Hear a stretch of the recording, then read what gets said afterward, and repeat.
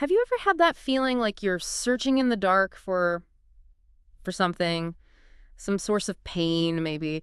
It feels really deep-seated and honestly maybe even a bit terrifying to face. Yeah, like trying to find your way through a really overgrown, tangled garden, maybe, Yeah. where you can't quite see the path because the roots of whatever's causing the distress are just everywhere, hidden. Exactly. That's a great image. And that's kind of what we're trying to do today, isn't it? Shine a light on that path. Right.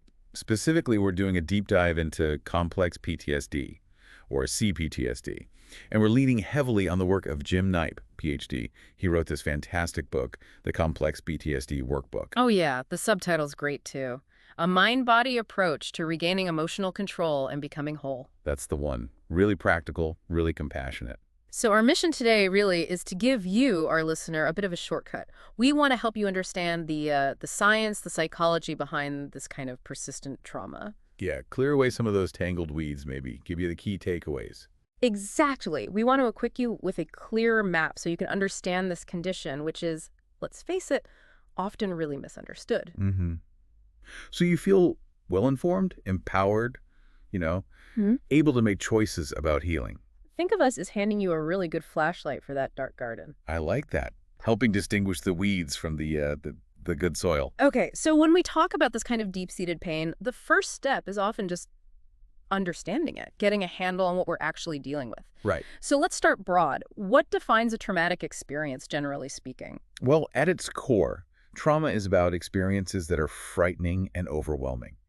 Now, usually when we talk about PTSD, just regular PTSD, we often mean the fallout from a single big event. Like a car crash or... Yeah. Or a natural disaster, maybe an assault, something specific. And afterwards, you might feel intense fear, sadness. You might avoid things that remind you of it. PTSD is when those reactions just stick around, long after the danger's passed.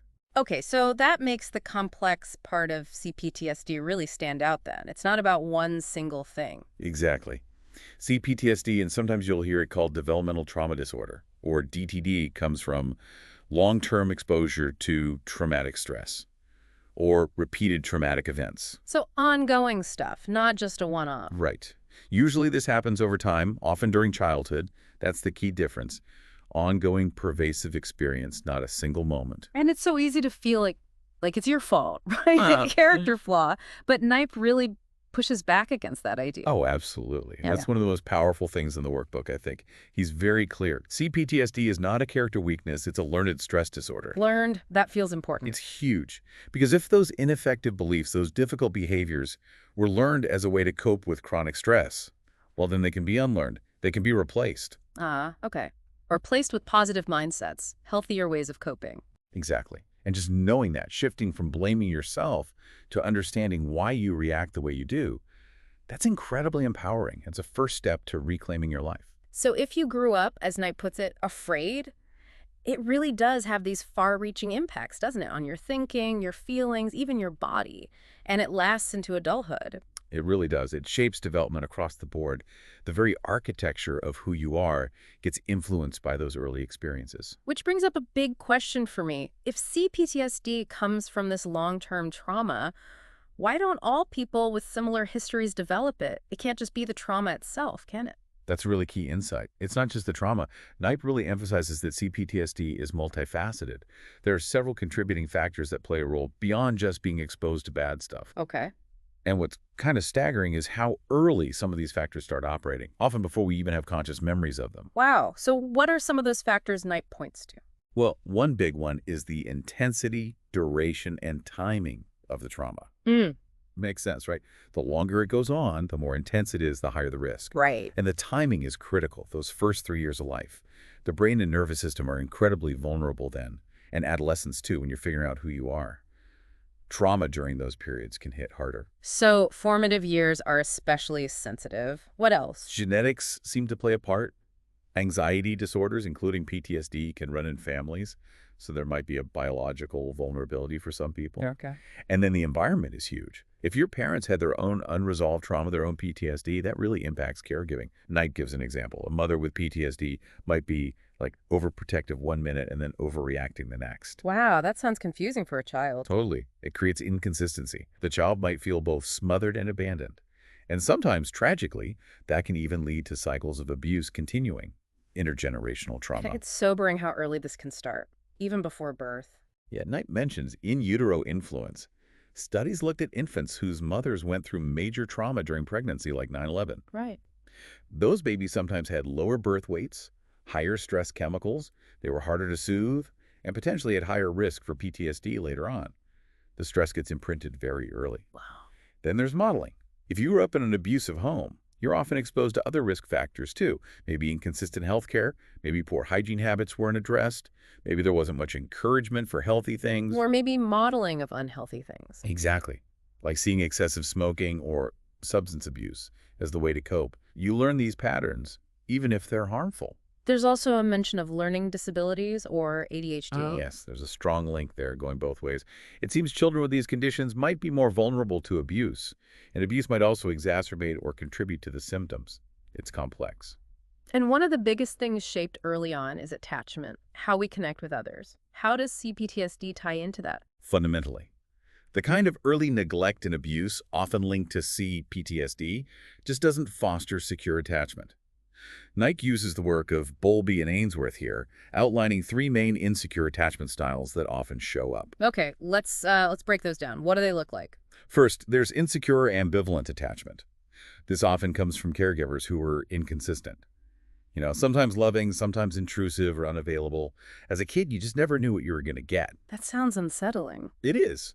And as adults, this can look like really struggling with dependency, having this deep fear of being abandoned, and just feeling like relationships aren't reliable. There's often a push-pull dynamic, wanting closeness, but also fearing being swallowed up by it. Okay, so always feeling a bit on edge in relationships. What's the next one? Then you have insecure avoidant attachment. This tends to develop when caregivers were consistently distant, maybe disengaged, emotionally unavailable. The child learns, basically, okay, needing closeness doesn't work, so I'll just rely on myself. So they become super independent. Right. Overly self-reliant, often avoiding intimacy. They might disconnect emotionally, dismiss their own feelings, dismiss others' feelings. It's a way to protect themselves from the vulnerability of connection. And the third type, disorganized attachment. That sounds intense. It is. Knipe calls it the most disturbing. Disorganized attachment comes from caregivers who are overwhelming, chaotic, maybe frightening or abusive. So the person meant to be your safe base is also the source of terror. Exactly. It's that fright without solution paradox. It creates massive internal conflict. As adults, this can lead to impulsive or aggressive behaviors.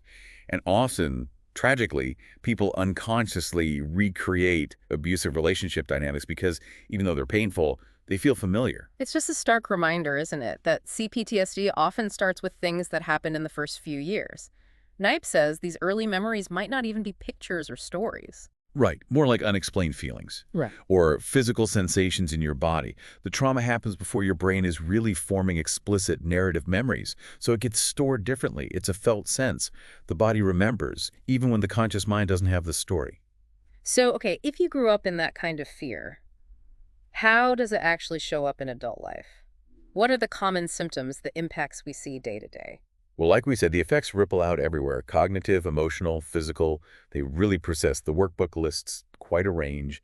You often see increased irritability, for instance. Okay. And sometimes coping mechanisms develop around that, like emotional eating, maybe, or even self-harm behaviors like cutting or hair pulling. Trying to manage intense internal states. Often, yes. Socially, it can manifest as intense social anxiety, maybe even agoraphobia or sometimes paranoia, feeling unsafe around others. Internally, people might struggle with concentration, feel impulsive, maybe take excessive risks. And then there are the really painful things, outbursts of anger, suicidal thoughts, or even attempts, struggles with addiction, difficulty holding down a job. It touches so many areas of life. That's a lot. Can we break down the mental and emotional symptoms a bit more? What's going on inside? Knipe categorizes them mainly into three groups: avoidance symptoms, intrusive symptoms, and depressive symptoms.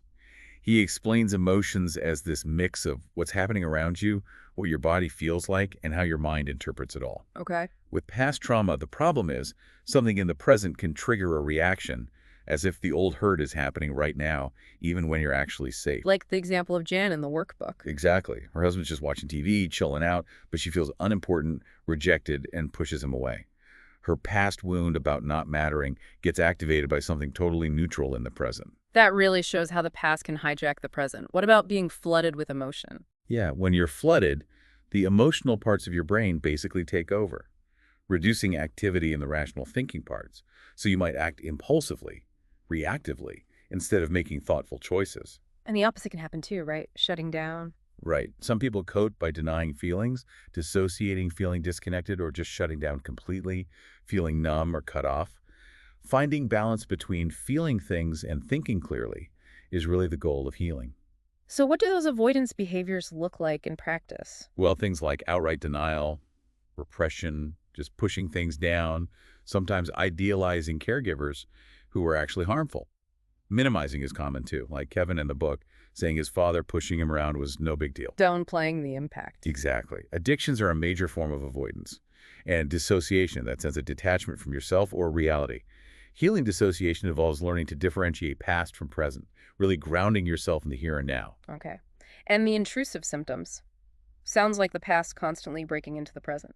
That's a good way to put it. Things like pervasive anxiety, vivid flashbacks. Knight mentions Helen, whose nightmares about past abuse really messed with her concentration during the day. Hypervigilance, too, constantly scanning for danger, feeling jumpy, emotional dysregulation, big mood swings, and just persistent problems in relationships often stem from these intrusive elements. And finally, the depressive symptoms. That sounds like the heavy weight of it all. It really is. We're talking feelings of hopelessness, despair, powerlessness, a real lack of belief in your own ability to make things better, low self-efficacy, and deep shame and feelings of unworthiness. That negative self-talk. Yes. Knight points out thoughts like, I'm stupid, or I'm just an emotional wreck, and he really emphasizes that self-compassion is the direct antidote to that shame.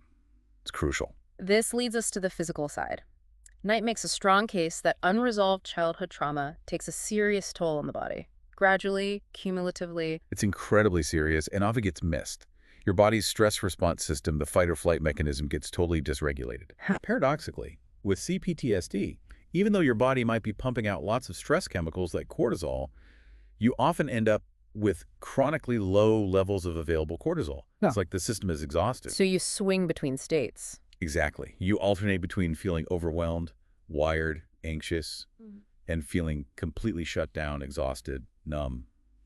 Knight uses the analogy of driving with one foot on the gas and one on the brakes simultaneously. Your system is stuck cycling between hyperarousal and hypoarousal. Wow. So the autonomic nervous system, the ANS, which controls all that automatic stuff, it's out of balance. Totally. The sympathetic nervous system, the gas pedal, fight or flight, and the parasympathetic system, the brake, rest, and digest, they're not working together properly.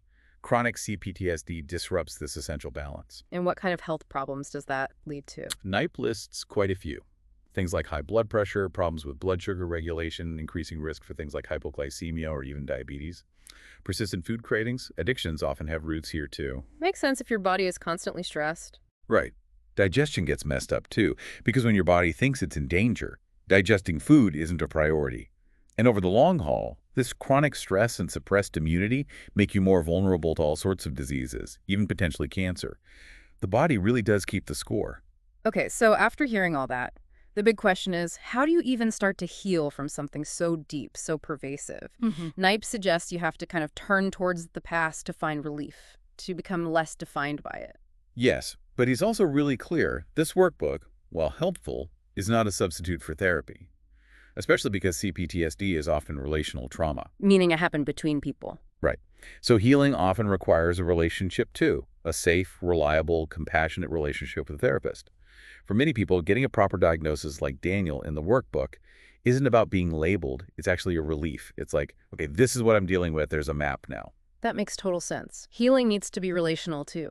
The source also mentions phases of healing, drawing on Dr. Judith Herman's work. How does that usually look? Yeah. Herman outlines 3 phases, though Knight stresses they're not strictly linear. You might cycle back and forth. But generally, phase 1 is all about establishing stability and safety. Okay, first things first. Exactly. Identifying avoidance patterns, starting to develop mindfulness for self-acceptance, building resources, both internal coping skills and external supports, laying a foundation. Makes sense. Stabilize first. Then what? Then comes phase 2, processing trauma memories. Once you have some stability, the The work involves strengthening your ability to handle intrusive symptoms, improving emotion regulation, really deepening your understanding of your history, and then carefully processing those difficult memories so they lose their intense emotional charge. And the final phase, integration. Phase 3 is integration. This is where you really address those deeper depressive symptoms, the shame, the helplessness. You work through grief for what was lost. And the goal is to integrate all your life experiences, the good and the bad, into a more coherent, positive sense of who you are now. Owning your story without it owning you. Given how complex this is, it makes sense therapists wouldn't just stick to one method. What are some of the main therapeutic approaches Knipe highlights? Right. Therapists often integrate different approaches.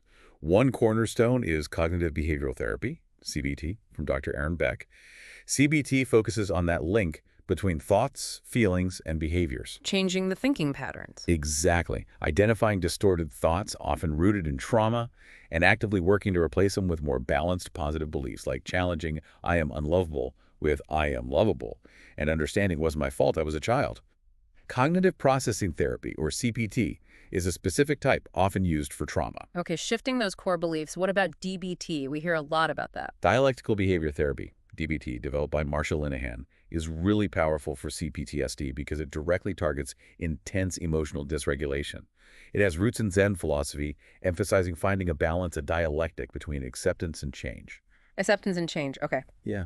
DBT teaches practical skills in 4 areas: mindfulness, emotion regulation, like noticing the difference between feeling an urge and acting on it; distress tolerance, how to get through intense pain without making things worse; and interpersonal effectiveness, assertiveness, boundaries, navigating conflict. Super practical stuff. That seems incredibly useful day to day. And EMDR, eye movement, desensitization, and reprocessing. How does that fit in? EMDR therapy is another really effective modality specifically for processing trauma. It uses bilateral stimulation, like eye movements or tapping, to help the brain reprocess traumatic memories while you maintain a dual awareness, kind of one foot in the present safety, one foot recalling the past event. So it helps sort of refile the memory. In a way, yes. It reduces the emotional intensity. And EMDR also has what's called an installation phase, where you actively strengthen positive beliefs about yourself, like "I am safe now" or "I am worthy," and integrate them into how you see your past, present, and future self. That sounds quite profound. And Knipe's workbook title mentions the mind-body connection, so somatic therapies. Absolutely crucial. Approaches like somatic experiencing or sensorimotor psychotherapy focus directly on the body's role in holding and healing trauma. Because, as Dr. Vanderkolk famously said, the body keeps the score. Sometimes just talking isn't enough. Right. These therapies involve developing somatic awareness, getting curious about physical sensations without judgment, and sometimes facilitating sequencing, which is allowing the body to complete unfinished defensive actions. Like if you wanted to run or fight but couldn't, somatic work can help release that trapped energy physically. Letting the body finish the story. Interesting. What about parts work, like internal family systems? Yeah. Parts work, like internal family systems, IFS, developed by Dr. Richard Schwartz, understands symptoms as different parts of you trying to cope. There are exiles, the young parts holding the pain and fear from the trauma. Then managers, parts that try to keep the exiles locked away by controlling things, maybe being perfectionistic or overly critical. And then firefighters, parts that jump in impulsively when exiles get triggered, trying to numb the pain quickly through things like substance use, self-harm, or dissociation. Healing involves understanding and bringing compassion to all these parts, led by your core self. That's a fascinating framework. Now, resilience. Knipe says it's not something you're just born with. No, definitely not innate. He frames resilience as a learned set of strategies. It's about adapting well, even bouncing back stronger, from adversity. He highlights 3 core aspects. First, connection. Building support. Yes, actively building social support, community, not just relying on therapy. Second, choice and control. Recognizing that even though you might have felt powerless in the past, you do have agency and influence over your life now. Taking back the reins. Exactly. And third, a growth orientation. Believing that you can learn and gain wisdom from all life experiences, even the really hard ones. Seeing challenges as opportunities for growth. Connection, choice, growth. That feels really hopeful. So let's get practical. What tools does the workbook offer for daily healing, for long-term wellness? Knipe emphasizes practice, right? Like tending that garden. He really does. Sustained change comes from consistent practice. Foundational stuff includes basic self-care, yoga, journaling, creating wellness routines. Then he gets into this key idea from Carl Rogers. When I accept myself just as I am, then I can change. That sounds paradoxical. It does. But the idea is that radical self-acceptance is actually the precondition for growth.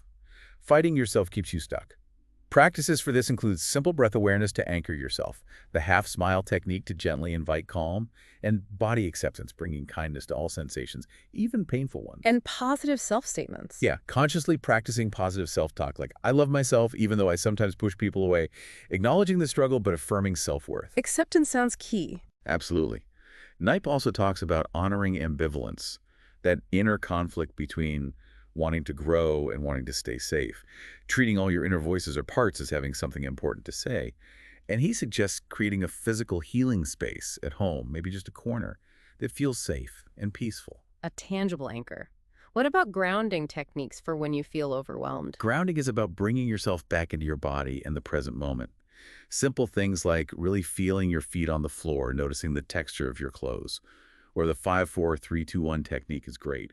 Notice 5 things you see, 4 things you hear, 3 things you can touch, 2 you smell, 1 you taste, or just take 1 deep breath, pulls you right out of your head. That's a good one to remember. What about containing overwhelming emotions? Is that just avoidance? Knight makes a distinction. Unconscious avoidance is just stuffing things down. Conscious containment is deliberately setting overwhelming feelings aside temporarily with the intention to deal with them later when you feel safer or have support. He suggests imagining a container, a box, a vault, where you can place the distress for a while. Okay, so it's intentional. Right. And another lovely practice is visualizing healing allies, especially helpful when self-compassion feels impossible. These can be real people, characters from books or movies like Aslan, or just an imagined wise, kind figure, someone to offer internal support. Having an inner support team, I like that. Now, turning toward the pain, that sounds hard. How is it approached safely? One powerful tool is therapeutic writing, based on Dr. James Pennebaker's research. Writing about traumatic experiences, not just venting, but structured writing, can actually improve mood, immune function, even blood pressure. How should you structure it? Knipe suggests focusing on the facts of what happened, the thoughts and feelings you had during the event, how it impacts you now, and your current feelings and beliefs about it. That structure helps process it without getting completely flooded. Okay. And what about those mixed messages many of us got about emotions growing up, like anger being bad? Yeah, that's huge. Knipe encourages exploring those childhood messages and actively reclaiming a healthier relationship with all emotions. Anger, for example, isn't inherently bad. It has energy. The goal is to learn to harness that energy for healthy assertiveness, setting boundaries, rather than letting it explode destructively or turning it inward into depression. That leads nicely into boundaries in relationships, which are often so tough with C-PTSD, that dilemma of wanting connection but also fearing it. Exactly. Knipe addresses it head on. He talks about ineffective boundary patterns, maybe being too rigid and walled off, or maybe having really porous boundaries or swinging between the two. So what are the steps to healthier boundaries? It starts with self-awareness, knowing your own needs and limits, then practicing saying no respectfully to things that aren't right for you, and learning to ask assertively for what you do need in relationships. It's a practice. And navigating conflict when it inevitably comes up. Key strategies include using I statements. I feel hurt when, instead of you made me feel. Clearly naming your feelings, asking for what you want and need, and being willing to hear what the other person wants and needs. It's about give and take. And crucially, knowing when to take a time out if things get too heated, agreeing to come back to it later when calm. Okay. And the window of tolerance concept from Dr. Daniel Siegel, what's that about? Knipe explains it as your optimal zone of arousal. It's the state where you feel relatively calm, present, connected, able to think clearly, and handle emotions effectively. And outside that window? You go into survival modes. Hyperarousal is being above the window, feeling anxious, panicky, overwhelmed, maybe angry or agitated. Hypoarousal is falling below the window, feeling numb, shut down, disconnected, maybe depressed or spaced out. With C-PTSD, people often bounce between hyper and hypoarousal, spending very little time in that optimal window. So the goal is to widen that window, to tolerate more without flipping out or shutting down. Exactly. Through building distress tolerance.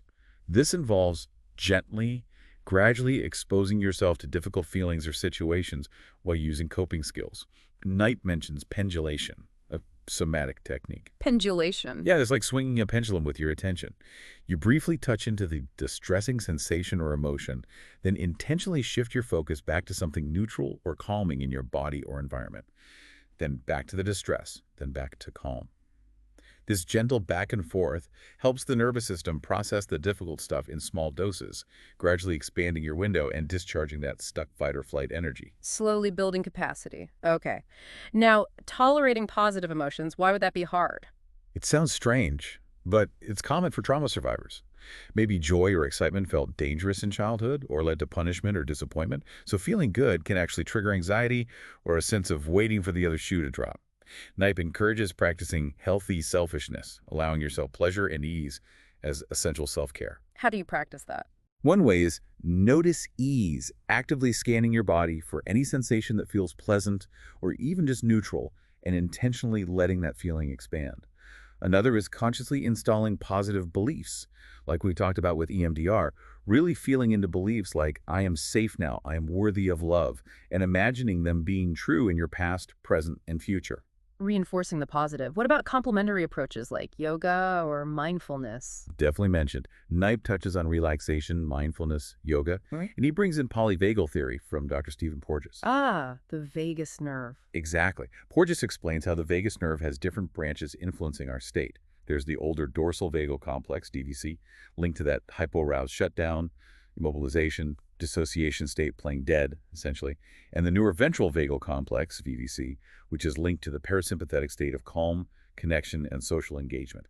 Healing involves strengthening that ventral vagal pathway. Can you do things at home to stimulate that good vagal tone? Yes. Knipe lists some simple techniques. Humming, singing, chanting these vibrate the vocal cords near the vagus nerve. Conscious, slow, diaphragmatic breathing. The Valsalva maneuver, gently bearing down.